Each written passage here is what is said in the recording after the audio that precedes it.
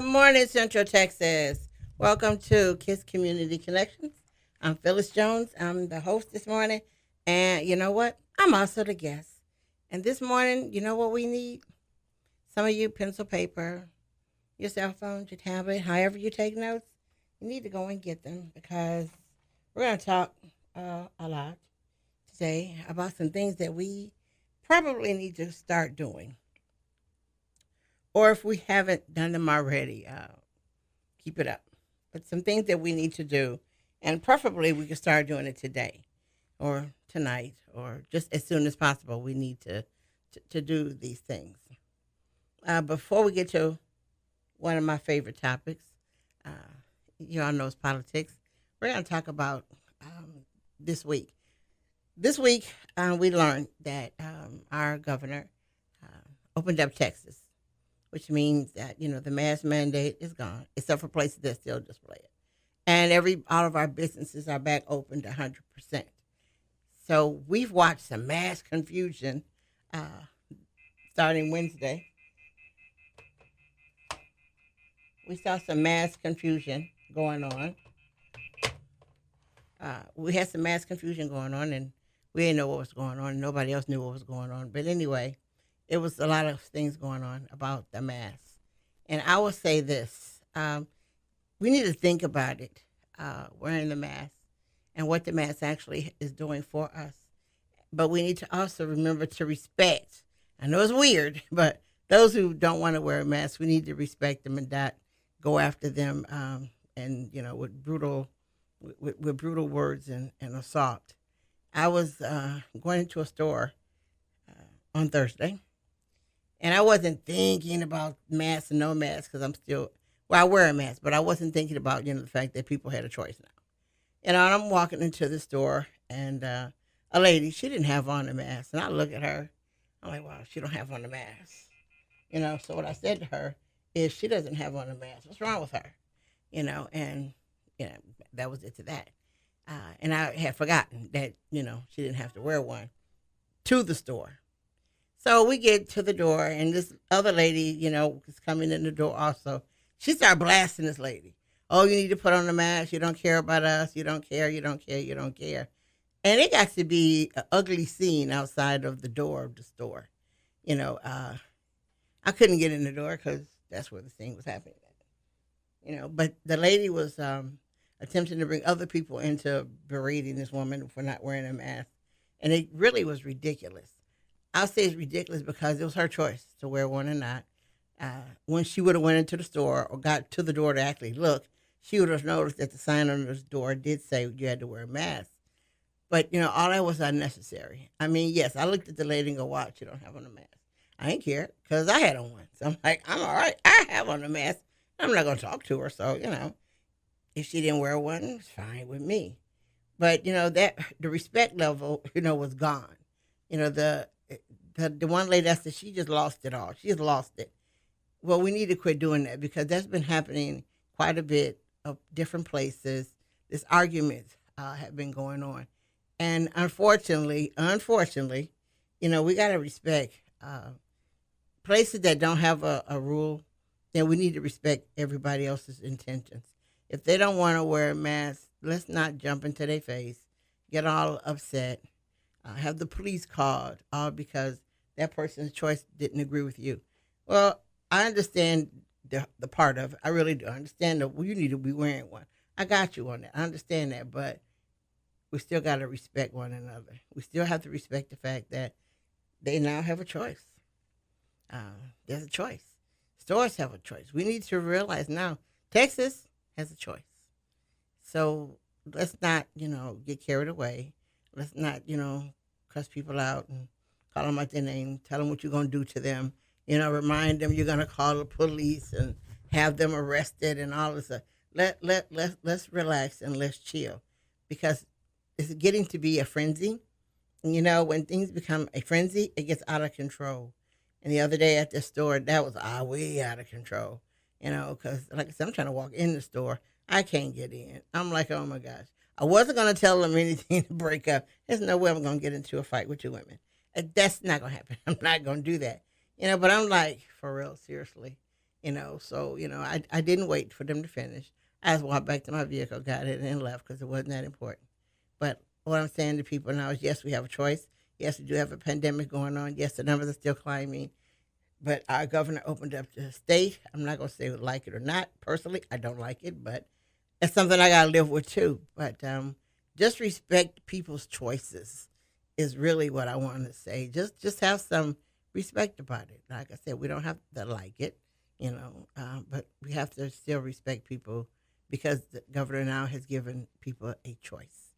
And even though like I said, he's unmasked, but stores have a choice, businesses have a choice, you have a choice. Let's just respect people's choices, and let's not get out of hand with your name calling and all that, because these women went from wearing a mask to how stupid you are. They went from a mask to way over there somewhere. It had nothing to do with the mask, but that was built up frustration that I suppose they had to let go. But you know what? Let's lessen that, and let's, like I said, just respect. And she didn't have to talk to that lady in the store. She probably never would have saw her again in the store at all. But so just like I said, let's relax. Let's take it easy. Protect yourself, however you choose to. But let's not try to force everyone else into doing what we believe is right. As we always remember, we all have rights, and so let's just be careful what we say to people, and not trying to force our thoughts and opinions on somebody else. Even though, like I said, we think we're right and we know we're right, we say we're right and believe it, somebody else might not. So just be careful, and don't get in no out of the way disagreements, fights, and all that stuff about the mask, no mask issue. Just respect everybody, because, like I said, it's not worth it, and it's not worth it at all. Actually, it's not worth it at all. But it really isn't worth a fight. It's not worth getting out of control, and it's definitely not worth somebody calling the police because we decide to do something like that. So let's just take a break. Okay, and we're also going to talk about Women's History Month because I'm not going to let that go. We're going to talk about it, but let's talk about our favorite people, your legislators. Let's talk about them. As we, a while ago, I did talk about, the sessions. The session is here. It's 87th legislative session. So if you ever want to, look it up, you're looking up the Texas 87th legislative election, and you can see all the bills that are out there. There are a lot of them, so you don't have to read them all, but you might be the one interested in the bills that have to do with crime, health, children, whatever bills that interest you in that category. You can find out which ones they are and do something about them. And what I mean, again, about doing something about them is this. I'll say next week, I'm going to say this. Actually, it's true. Next week, the no-knock bill comes before the floor. Next week. There's two of them, actually. It's not one. I would have been happy had there been one, but there are two. And you can look them up as HB, which is House Bill. And I'll say one is House Bill 492. Representative Gene Wu, he's the one who fathered that bill about the no-knock warrants in Texas. And the practice of them came under fire, as we know, last year. There was a big drug raid that caused the death of two residents in Houston, and a police officer is being charged with murder right now. And there was more incidents than that. If we remember in Killeen, first of all, Killeen has had more than one no-knock, so more than two. I mean, most of us know about two, but they've had plenty of them. But we know the first no-knock that we had in Killeen, it was in May 2014. It was Marvin Guy. The police busted the door, the windows of his in the window to come in his house, and they did a no-knock raid. At that raid, I've told you before, there were 57 shell casings on the floor. 2 belonged to Marvin Guy. And with those 2, they're telling us that one killed a police officer and wounded another. So he's in jail for capital murder. The interesting thing about that is this happened in May with him. In April of the same year, The police did a no knock on a guy's house in San Antonio, and guess what happened? That man got arrested, and he used stand your ground law, to which we do have in Texas, stand your ground, which gives you a right to defend your home. And the police did a no knock. He shot and killed the police officer, but he used stand your ground, and he came home that night. You heard me. He came home that night. Marvin's been in jail since then. He's being charged with capital murder. And like I said, out of 57 shell cases on his floor, 2 belong to him. We know where the other ones belong to, and they hit nothing. Makes me scared if they ever come to my house or come to save me. I don't know. My eyes might be better if I did it myself. Anyway, and then we do know we had another no-knock where they were serving a no-knock on this house, and it didn't turn out that way because another cop went rogue, started firing in the back, and the police thought it was the guy they fired in, and they killed him. His family is now suing the city for the way that no-knock went down. There were no drugs found in the house of neither one of these men. So no-knocks have not gotten a good name at all. They've not gotten a good name. Killeen obviously only had 2 incidents of no-knock where they went wrong, and that was the 2 that I mentioned because the other no-knocks apparently went okay. But it's not to say that we need to have them because they've been okay. Because to me, one wrong one is bad. And to say that we've had 2 where 2 people have died and, 1 got hurt, that's too many right there. So I'm not going to tell you how to do this, but you need to contact through email. You do it on email. Representative Gene Wu, and it's Gene Wu. Contact him and let him know what you think about his bill, and it's House Bill 492. Let him know what you think about the no-knocks. This bill is coming before the floor this week. What he needs from you is no phone call. He doesn't need a petition. All he needs for you is to email him and tell him whether you support it or not support it. You can say why. You can go into detail why you don't support it. You can go into detail why you do support it. You can go into detail on the bill. And the reason why we need to do that, once again, is that 1, yes, we elected these people to be our legislators. We elected them to, to vote for our interests, our interests. We put them in there for that. But you can't just put them there and leave them there and say, okay, do your job. You can't do that. Then they become like anybody else. They didn't tell me what to do, so I'm going to do what I want to do. Well, I'm going to do what I think to do is right. Well, it might not be what you really wanted them to do. So we need to step it up twice. 1, you vote for them, or you don't, but you vote. And once they get in office, then you watch what bills they send in. You can actually see all the bills your state legislators sent in, or the legislators that fall into the committees that you want to know. Because what we need to know, yes, in our area, we know who our state legislator is. It's Brad Buckley. But you might want, what his committee is might be nothing you're interested in, and that's fine. You might be one, like I said, you're more interested in the criminal part. Well, then you find out what legislator is in charge of or part of those committees, be it, like I said, crime, education, health. You find that legislator, and you could reach out to them. See, you don't have to just reach out to your legislator and say, hey, I want you to vote yes on HB whatever. No. Now, you might do that. Yes, you can. But your strongest point is to get as many people as you know to email that particular legislator and say, hey, I like this. I like bill number. And you got to know the bill number. You can't just say, I like the abortion bill. That doesn't help because, like your no-knock, more than legislator who wrote a no-knock bill. One wrote one to just research them, and another bill is to do this. So you can't just say the bill. You got to give them a bill number. Every bill has a number, and if you're interested in a bill, you can just Google it, House bill. You can Google, let's say George Floyd, Texas legislative 87th session, and it will come up. The bill will come up, and all that will come up for you, so you can find the name of it. But you give them the name because that's how bills are done. It's done House bill, boom, boom, boom. and that's how they're looked up. So use that. But email them and say, hey, listen, I like this bill. I don't like this bill. I wish it would have said A. It should have said this. It should have said that.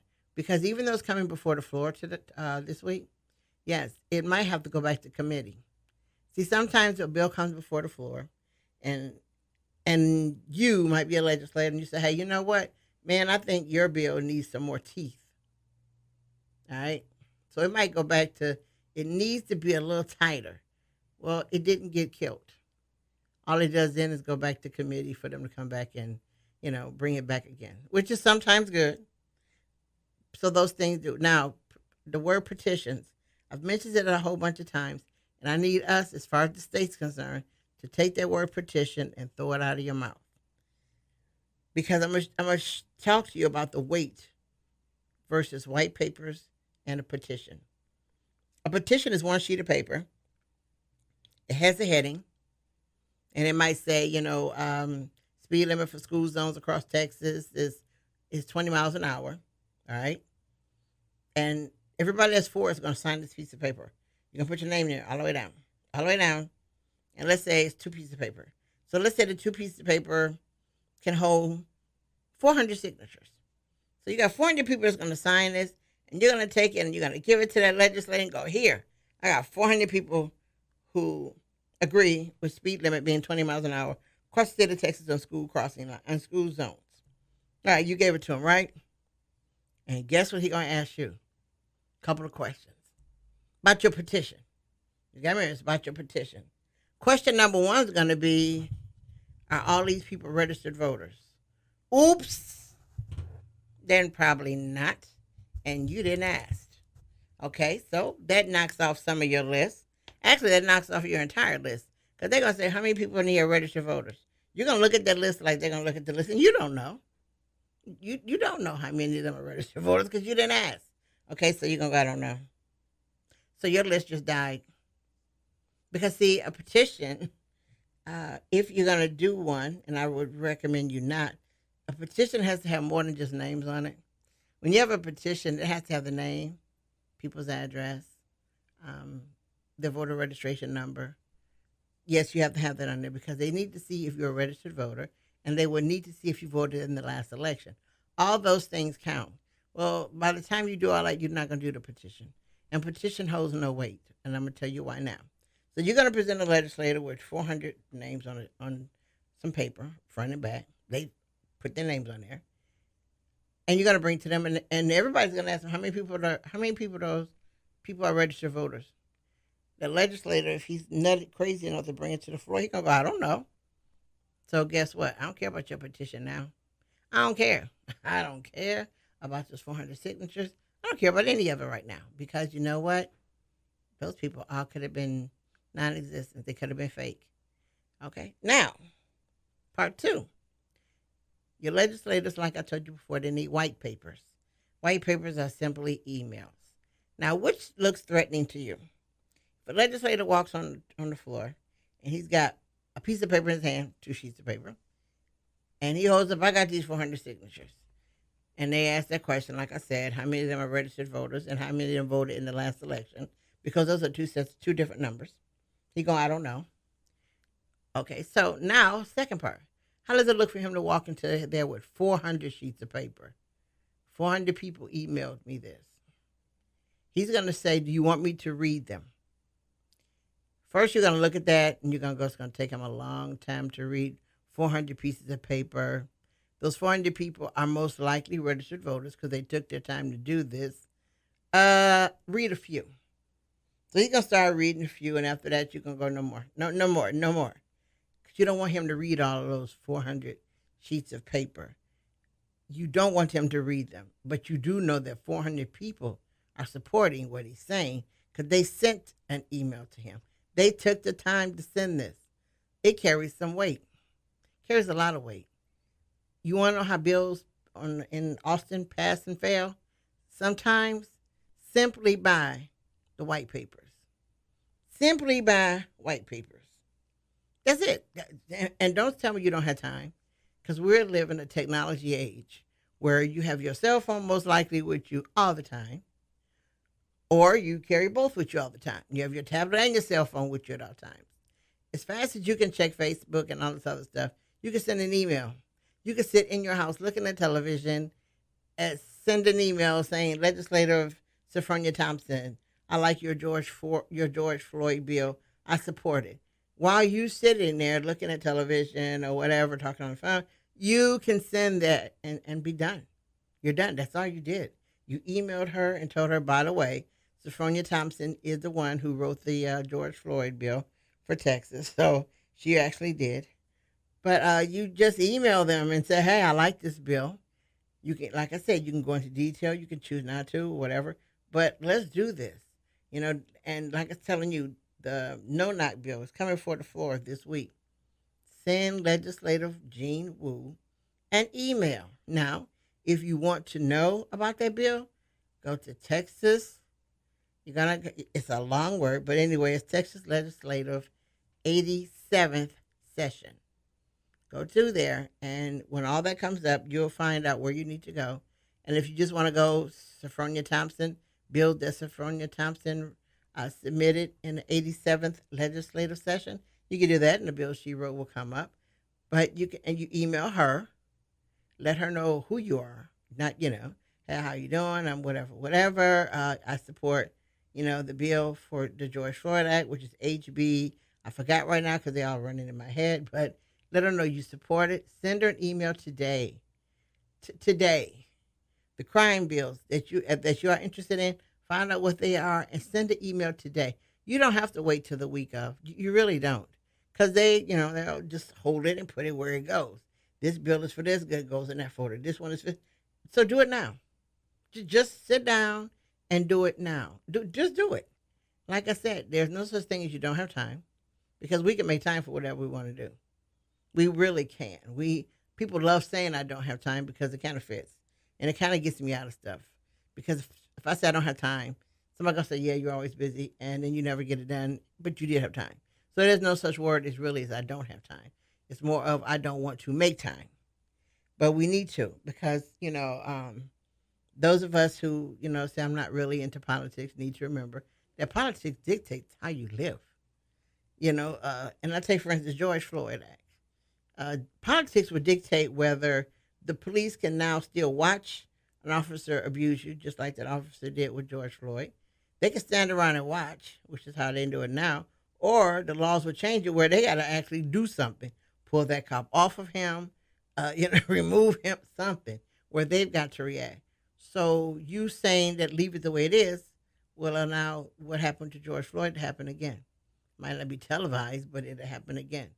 But if we stand up, it won't happen again. If we stand up and help it get past, then it won't happen again.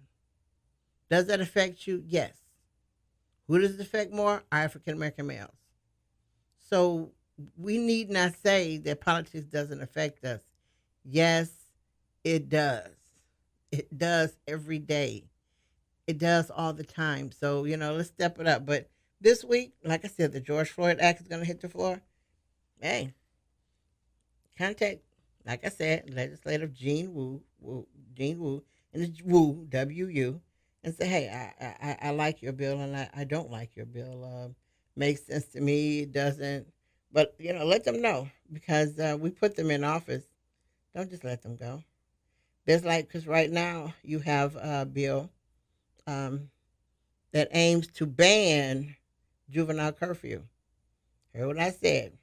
It wants to ban juvenile curfews because it says that it's disproportionate. The bill is disproportionate on who gets picked up and who isn't picked up for a curfew. So how you feel about that?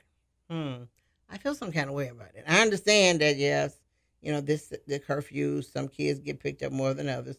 All right, I get that, but I do think they need some kind of curfew. I don't think they need to just be hanging out and they know they don't ever have to come in. But I need that. We need to know. Also, there's the bill, Jean Wu. He created a criminal offense. He created a bill, and it says it would create a criminal offense for police officers who fail to display their name and identification number while on duty. Hey, what you think? I agree with him on that one. I do think that if police are on duty, they need to have their badge and their number displayed. That's why they got the darn thing. But those bills, those are things that, we might say, yeah, okay, that one is pretty good. I like that one. But we, like I said, come on, people. Um, the rule on marijuana is coming up this session.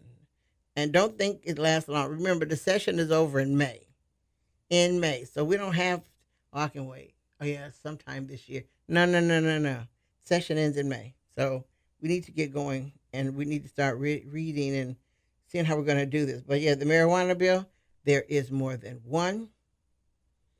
One is, and there's a bill one bill that says cannabis, the other one says marijuana. But there are so many of them. We need to read them and see how we feel about them. For women, once again, there's a bill on abortion. My thing is, men stay out of women's bodies. We don't climb up in yours. But we need to know what we're going to do about these things. Right now, we do know our children, our kids that are doing virtual. They're suffering from social and emotional issues. Their lives are being turned around. The kids I've talked to a lot of parents whose kids are doing virtual learning, their grades are falling. I talked to one lady, her kid's been doing virtual learning, and he's gained 50 pounds because he's at home and he can eat, but he's at home. So he's gained 50 pounds virtual, and he's also depressed. Why? Because he's not going to school anymore. He's not seeing his friends. The crazy girl that you will see with those funny looking shoes, he can't talk about her. He can't laugh. They can't be kids. And the latest game, the latest sports, who won football, whatever. They can't do that anymore. It's been taken away in their children. They can't hop in the car and say, let me just go to the store, walk around, and come back. They can't do that. They're stuck. And we've not trained them or taught them, how to do, what to do, because they're children and they wouldn't know what to do and how to handle any of that. So that becomes a big problem. Well, guess what? The schools don't have anything about it either. If your kid is virtual and they're, out and you want to put them back in school, guess what? There's nothing laid down that will help them come back to school. Because remember, this kid, first of all, is entering school for the first time, since last year when we got out last spring break, is entering school now. First, number one, they're behind. Two, they don't know anybody in this classroom, except for maybe some of the kids who were there last year. But they've all grown. Kids grow fast. They've grown up. So there's nothing the school has in place, no schools, for help these kids with their social and emotional skills and the problem that they've been having. There's nothing to compensate them. There is nothing. Nothing there.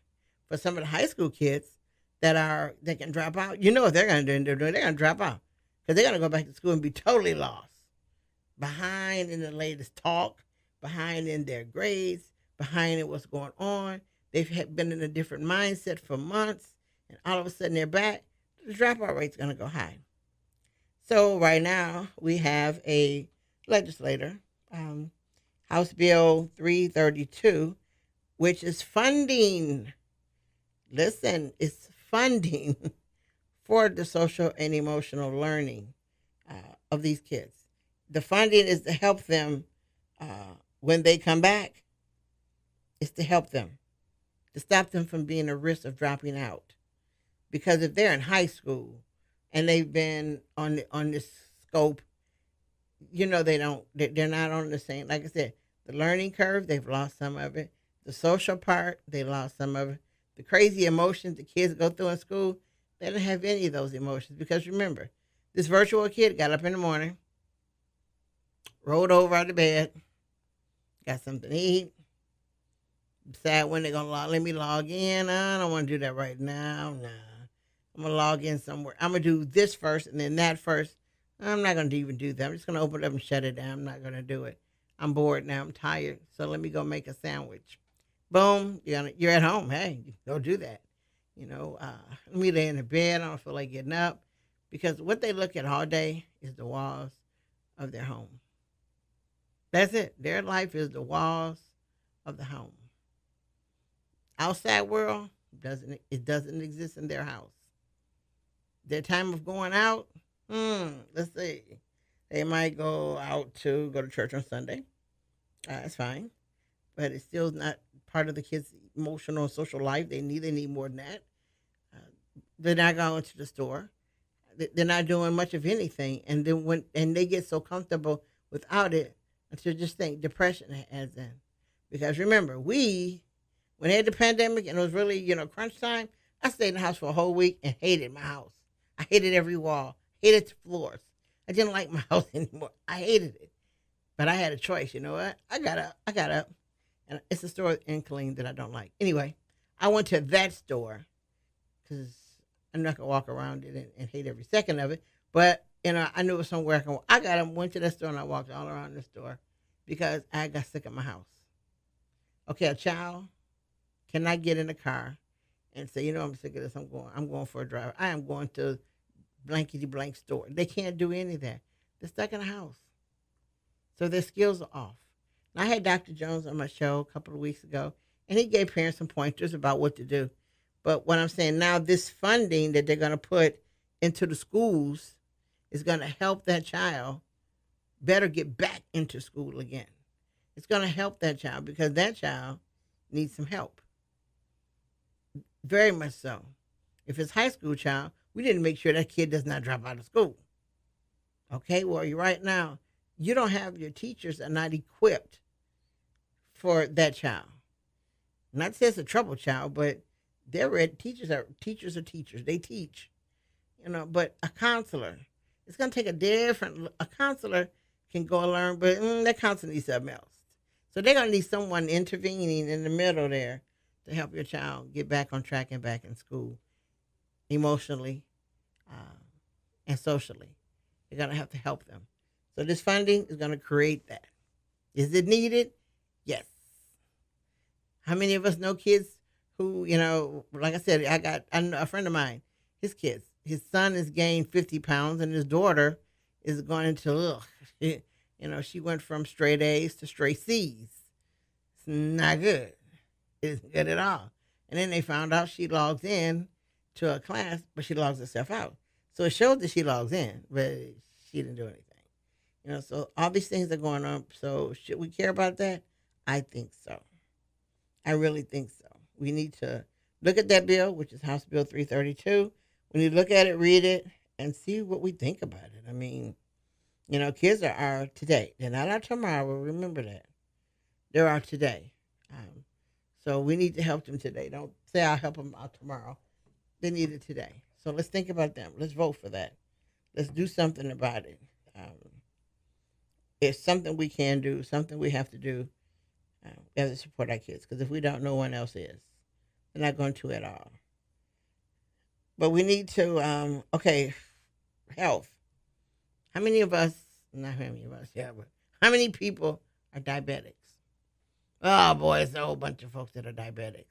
Well, if you are a diabetic, insulin costs a whole lot of money. Whole lot of money. Sometimes people's insulin, they're getting insulin depends on, let me see. If your insulin is $100 every 3 months, that's a lot of money. Every 3 months, $100. That's a lot of money if that's what you're paying for it. So what they're going to do is put a cap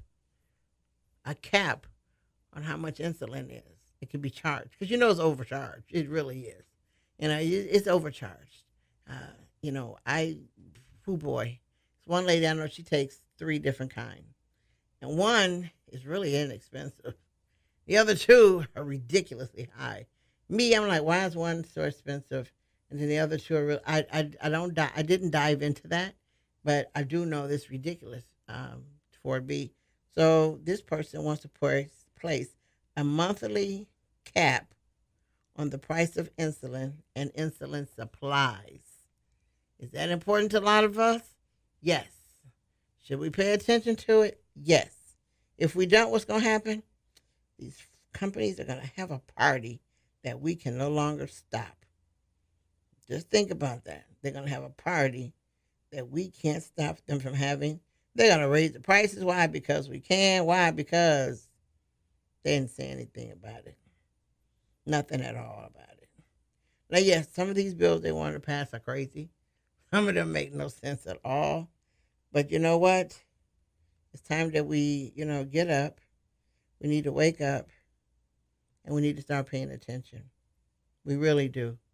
Um, these are times of our lives. These are times when it's time for us to react.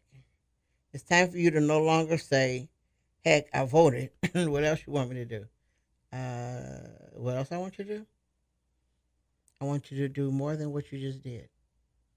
I want you to do more. I want you to not only vote, I want you to pay attention to what they're saying, and I want you to pay attention to what they're doing and how they're doing it. That's what I want you to do, and that's what's needed to be done. And that's all I'm gonna say about our talk on our legislative ideals. But now I want to talk to about March. It's Women's History Month. Yes, guys, we have our own month because we're all that. We are all that, and we've been all that for years. And, I'm gonna say in our area that we live in Killeen. In Killeen, as we know, the area of Killeen that's labeled Marlboro Heights was the only community that African Americans could live in. It was Marlboro Heights, and then it was an area called the Bottoms.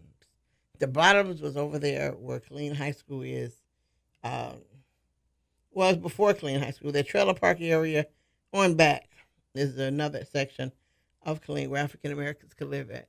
And then, as we all know, that we African Americans could only go to one school, Marlboro Elementary School. That was the only school that they can go to for elementary. And then there was, where Fairway was, that was Killeen High School. So those were the schools that African Americans could go to. Well, in 1969, when they had to, what do I call it, integrate the schools, Marlboro was closed, and those kids were sent to another school. And not only did the kids have to go to these schools, yeah, teachers, black teachers could only teach in Marlboro. That was it. You weren't going nowhere else. You were there. So when they first integrated the schools, we had a teacher, uh, Miss Alice Dowse. Uh, she was a teacher at Marlboro. But when they did this integration, they realized they had to do something else. Integrating the students, what they had to integrate the teachers. So she became the first female African American principal in KISD. Now, having a male principal is not the same as having a female principal. It really isn't. We're different as night and day, and people know we are. So Alice Dowse was the trailblazer. She became she was the one, because Alice Dowse wasn't just the principal of the schools. She was like the principal of the area. She was it was her. She was it. She was, I got this. And then NKISD, followed by Alice Dowse, was Miss Wadella Heath. And I know a lot of you like, who the heck is Miss Wadella Heath? Well, Miss Wadella Heath was the first African American nurse in KISD. And Wadella Heath came in and changed things of the way it was, because by her being an African American female, more used to, I guess you want to call it, she wasn't a book nurse. And what I mean, I'm not going to say she didn't follow the book, but if your kid came in there with a no fever and they looked ill, they looked to her that they were sick. Because as we know, everybody doesn't have a fever. I mean, everybody's body doesn't do a temperature. Some people's temperature is normal and they're severely ill. Well, she was one of those people who, cared for the kid, but she was the first African American nurse in KISD. So she had a battle. And her battle was some parents who didn't look like her, didn't want their kids to go see her. So it was too bad. She was a nurse. So she broke that mold to let other people know that, yes, an African American female can be a school nurse. And, that she can, she took the same tests as the other nurses did, but she had to break that mold. So Alice Dowse and her work together. Miss Downs had to break the mold of being a female principal because you remember we still do kind of, but then we lived in a society where it was the men, not the women. So Alice got in there and broke that mold. Wandella Heath, she broke the other mold, and together they had a little, which I don't, and I'm not gonna say a game plan, but they had a strategic thought, and their strategic thought was to make sure that every other African American female teacher, educator, custodian worked in the kitchen. They made sure that you knew, first of all, that you were number one. Second of all, they made sure that more got hired in, and you were automatically the tutor. And I'm not gonna say tutor because the person was dumb. Miss Dowse came in, and her thought was, you better look better, you better dress better. While Della Heath came in, your hair better be look so good until I think it's glued together. They ruled. Those two women ruled. I wasn't here then because when they started this, I was still in school. But when I got here, I met Rosa Herford, who was a counselor for KISD.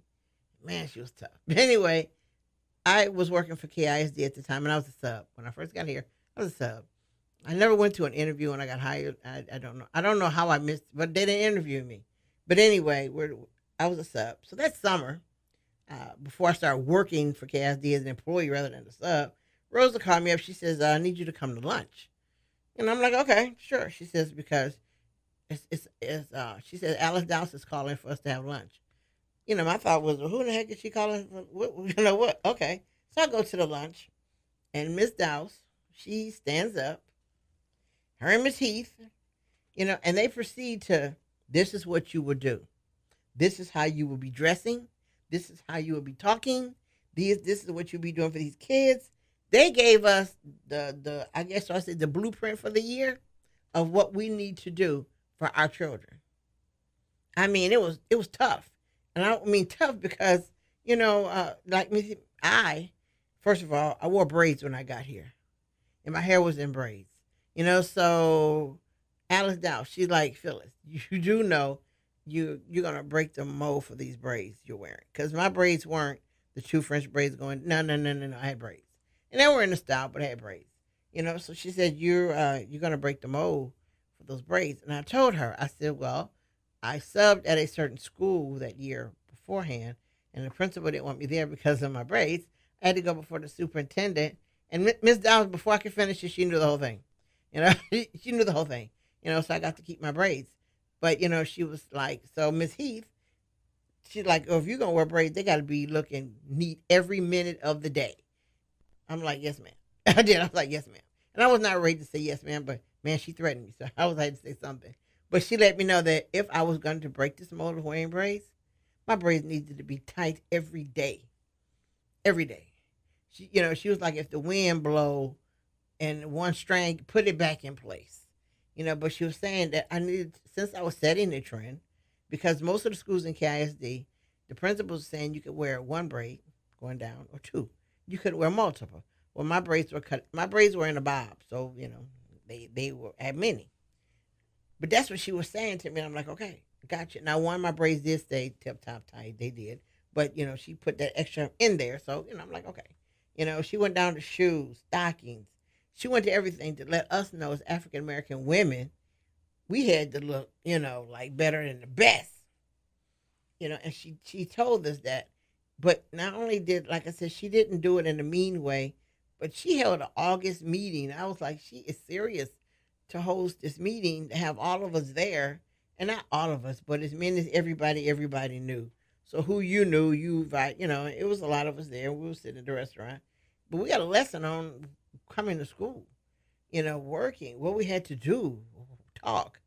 She gave us that. And she gave us that because she said, number one, she said, we're African American women. We rule. She said, nothing happens unless we start it. Nothing finishes until we finish it. So she said, we must remember that. So every day you woke up in the morning, she wanted you to remember, hello, world. I am an African American female. I am in charge. This is what's going to happen. Now, one, through heritage-wise, I grew up knowing that because, I grew up with knowing my African history, and if you know your African history, you do know we came from gods and goddesses, not just one. We had both. But anyway, she held that, and every year, we had to go, and you better believe during the year, we don't know who the snitch was. Somebody was a snitch because that person told her, and she will call you on the phone. Hey, I heard this and this and this. Don't do that no more. You'd be like, oh, okay, fine. Oh, okay. But what I'm saying it is, in our area, if you worked in education, you had to listen to Wadilla Heath and Alice Dowse. You had them to deal with. All right, then now we got Rosa Herford. Rosa worked for the school district, yes. But Rosa Herford was the first female and African American female on Killeen City Council. All right, so when I got here, she was already on the council. Had been on the council for years. I got here and I met her at an event, and I don't know what I said or whatever. She said, "I'm having a meeting at my house. You got to come. It's about politics." Okay, I wasn't dumb about politics, but I didn't know much about politics in the area that I was in, Killeen. All right, I came to her meeting, and she said, "What do you know about the city of Killeen and their politics?" I said nothing. I did. I told her nothing. I don't know, and what I did know was wrong. I didn't know this was a city manager former. I didn't know these things. I didn't know. So I went to the school of Rosa Herford politics. Quickly, I became educated on how the politics ran, who actually runs the city, and why. I knew more stuff than I needed to know, I thought, but that was Rosa. Rosa said, if you're going to live in this city, these are the things you have to know. These are the people you need to talk to. These are the people that you don't need to talk to. And then she was like to me, I am your militant one. I am that one. You guys, nobody's going to say that. Oh, it would be me. I'd say it. So Rose was like, well, listen, when you talk to this, don't even. So we had these African-American women in here who set a pace for us. And then we had another person. We had Myrtle Captain. The EEOC office on Fort Hood was created by Myrtle Captain, African American female. She created the position because Fort Hood didn't have it, and she became in charge. So you know what else we got? Know your rights. So you picture in Killeen, in the 90s, we had these 4 African American females that basically controlled not what happened, but were in control of us. And I'm not going to say they control it by, you better do this, you better do that. But Myrtle was the one, when you go somewhere, this is what you eat. When you go to an event, this is what you don't eat. So we had a list of don't eats at an event. We did. We had a list of things that we cannot eat at an event. She explained why.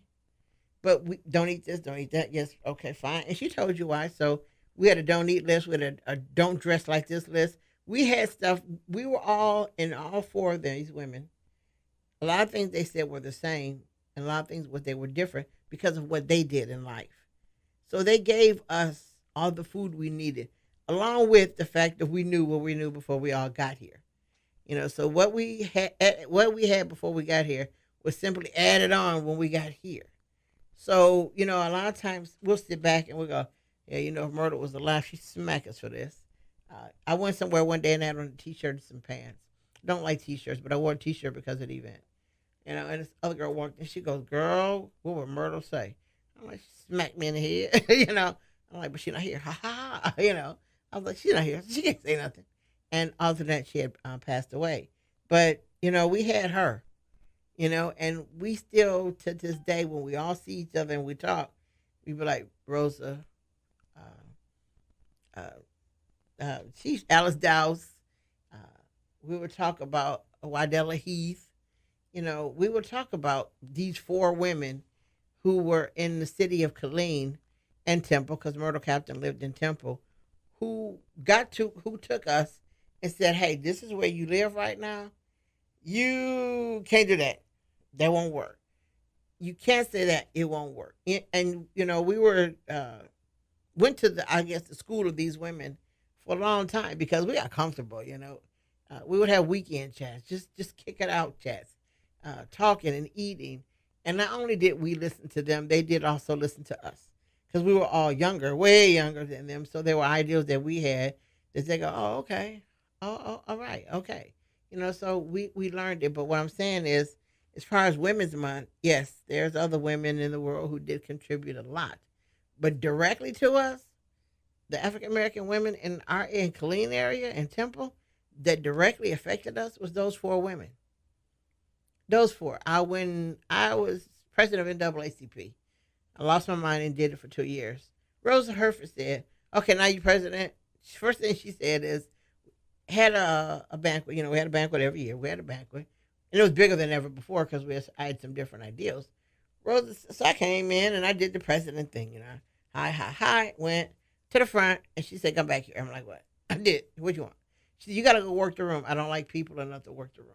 Yes, I said that, and actually that is me. I said, "I don't like people enough to work a room. I'm not doing that." I said, "It's over 700 people in here. I can't do it." Next thing I know, I was working the room of 700 and something odd people. She taught me how to do it. I hated every second of it, but I was very good at it. I got good at it. And I understood the importance of it later. Later I did. Later I understood, the fact that I love going to an event, sitting at the table waiting for it to begin. That was not cool. So I learned to do that. And like I said, later on, I learned the importance of what she told me I needed to do. But, I didn't think that was something I needed to do. But, like I said, Rosa made me do it. And as I got through with working the room, as she said, I got to the end. And while Della Heath was sitting on the other side, she said, "I watched you. You did a good job." I looked at her and I'm like, "For real, you were watching me?" She goes, "Yeah, I was watching you. I knew what Rosa was going to tell you to do." "Yeah, I watched. You did a good job." I'm like, "For real, seriously." Shoot. I'm sitting there and like, I was being graded. Oh my goodness. She says, and I like the outfit you chose to wear as a leader. To me, I was like, "Okay, thank you." And after I sat down and, I had my chance to sit down, I began to see that I was them. And what I mean is I was them. I worked the room like Rosa said. I was dressed the way that presented to the rest of these four women. I met their expectations without even thinking about meeting their expectations. But what it is they had inground into my head, because I was at another level. They ingrained into me what I was supposed to be doing. Because they all knew Phyllis did not want to be president of nothing. Phyllis was cool where she was. I was fine, but when I moved to another position, yes, I knew what to do, but I needed them to teach me some of the parts that I didn't know. I didn't know. I went to, hey, I'm running, and I said, "I know I got to structure this over here. What about that over there?" And that's why they had me. They had me. "Hey, listen, you got to do this. You need to call this person." And I did exactly what they said. And I was very successful 2 years. But what I'm saying is, Women's Month. We women got to remember who we actually are. We need to stop pretending that we're someone else. Especially as African American women, we need to remember who we are and who we come from. Not where we come from, but who we come from. And what I mean by who, we need to remember the African American females that led the journey for us to be where we are. We need to remember Dorothy Heights. We need to remember what she did, that she did and said and marched and walked, with Martin Luther King and all that. We need to remember her because she is also a trailblazer in who we are. We need to remember Diane Nash. We need to remember who she was and that she was part of the nonviolent student movement. We need to remember that. We don't need to forget her. We need to remember Fannie Lou Hamer. We need to remember who she is. We need to remember, I'll say the person we need to remember is we need to remember Claudette Cover. And not even, who the heck is Claudette Cover? Well, we need to remember her because we did her an injustice. You see, she was the first person that refused to sit in the back of the bus. It was her. Claudette was the first one to decide, I'm not moving, I'm not going nowhere. Y'all going to arrest me first. And they did. She got arrested. And yes, the freedom riders, that you want to call them, and the freedom fighters at that time, the same group, they got her out of jail. Yes, they did. And she didn't get charged, but they didn't let her lead the movement. They didn't let her lead the movement because, unfortunately, to say what we did, if we were wrong, she was dark skinned. That was number one. She was a chocolate child. She was a teen. She wasn't a teenager, but in their respect, she was a teenager. So she couldn't be the mother of the movement. She couldn't be the one. But Claudette Cover is the one who started the pace. We can't forget her because she was young and she refused to move to the back of the bus. Rosa Parks was chosen because she was married. She had her own little job uh, on the side. She also was a seamstress, and she was the president for that chapter's NAACP. So she had a little name, a little prestige, and they felt that she would be the mother of the movement. But we need to remember Claudette because, like I said, to me, she started the movement. Rosa Parks did not start the movement. She became the mother of the movement, but Claudette started the movement because right after they got her out of jail, they realized we need to fight this, but they picked someone else. But no, they didn't let Claudette suffer or, leave her in jail and, forget she was there. They didn't do any of that. They helped her. She got out of jail. She was never charged with not giving up her seat. So she did fine, but we need to remember those women also, too, who led a path for us to do what we're doing, to be what we are. But we need to remember one thing. Women, we are it. We are in charge. We are enforced. We can make a difference. We do every time we decide to do it. We make a difference. We need to know it. We need to remember it. We need to feel it. We need to teach it. But most of all, we need to get up in the morning, shake our head, and go, I am. I am who I am and what I am because I am. That's what we need to do. We are it. We're it. We're the beginning. Got to remember, we are the beginning. We are it. We are the beginning of life. For everybody, we're the beginning of life. Remember that. Walk it. Remember every day, we are the beginning of life. That's a whole lot of who we are. I want to thank you for listening to KISS Community Connections this morning. I hope that you do contact the legislators and get done. I hope you do remember to thank these women that you see that do what they do, not because they have to, but for the fact that we love being who we are and we know who we are. So like I said, I want to thank you for listening to KISS Community Connections this morning. I want you to always remember you cannot lead a positive life with a negative mind. We'll talk to you next Sunday. Bye now.